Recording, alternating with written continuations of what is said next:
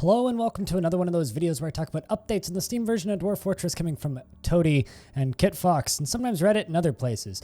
First off, I have a correction. The video that I put up recently called Small Creatures, those are actually giant creatures. That was my bad. It was just kind of posted on Twitter rather ambiguously. Second thing, in this one we have invasions, war elephants, humans, and adventurers. So let's dive into it. First little bit we got here is a human invasion. I'm just going to zoom in a little bit so you can see better. As you can see, there's some humans invading. They're all well equipped with various armors and weapons, but up at the top we also have featured a war elephant, one of the scariest creatures in Dwarf Fortress. Elephants are notorious for running off with small children, as well as murdering dwarves in large numbers. Be wary of the war elephants. I really like the size difference in the sprites between the humans and the war elephants. I think that, like, hearing what Tarn was talking about earlier, where different sprites will kind of have a little bit of a different size and maybe fill out of their tile just a little bit.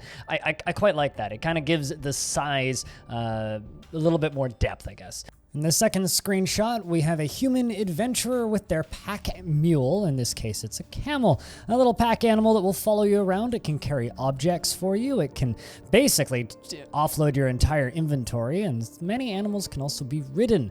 Of course, they can all be pet as well. Gotta give your good friends that follow you around in adventure modes good pets, especially the good boys.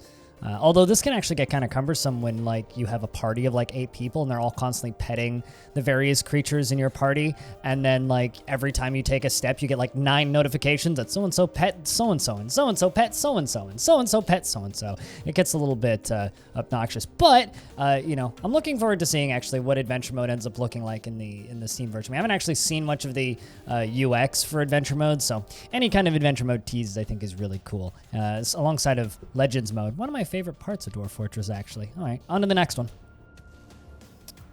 So these next 2 screenshots we have for you are comparisons of humans and dwarves. On the left are humans, on the right are dwarves.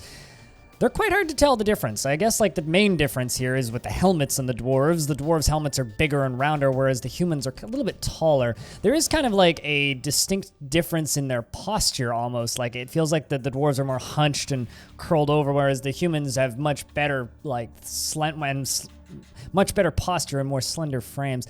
They are decent enough and easy enough to tell apart, in my opinion. I kind of wish they were a little bit more immediately discernible, but I think it will work just fine in game.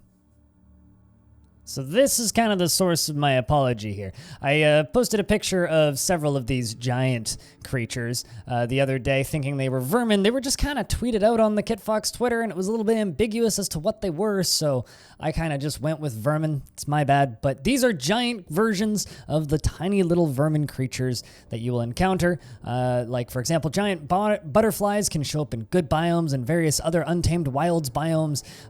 Many of these creatures can show up and cause some real damage to dwarves because giant creatures can be terrifying. I love the details on these. I think they look adorable, and I can't wait for giant flies to just buzz into my fortress and rip the heads off of my dwarves and carry off anvils and all of the other things that they're going to do.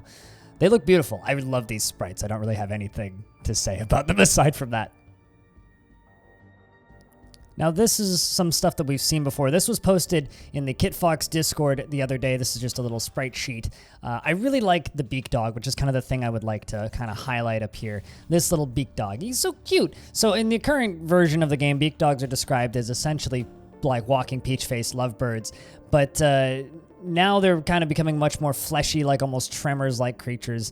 And I think that is going to be much more of a way of making them seem evil. Originally, they were added into the game as peach-faced lovebirds because I think it's Zach really likes peach-faced lovebirds. Well, now they actually have peach-faced lovebirds in the game that are giant peach-faced lovebirds, so it just makes more sense to make beak dogs kind of their own unique thing rather than the current more bird-like creatures. This kind of, in my opinion, makes them a more unique enemy, more unique to Dwarf Fortress, and something that I enjoy killing on an average day. There's a bunch of other cute little critters here, as well as a night creature, and or I think that might be a troll down at the bottom, and then an elephant and peacocks and all of the other stuff that you already know. But if you like watching these videos, they're funded on my Patreon, patreon.com/BLINDIRL, as well as all the other edited content that I do on this YouTube channel. If you just want Dwarf Fortress, I got more here than you could ever reasonably watch in a lifetime. Thank you very much for watching, and I'll see you in the next one.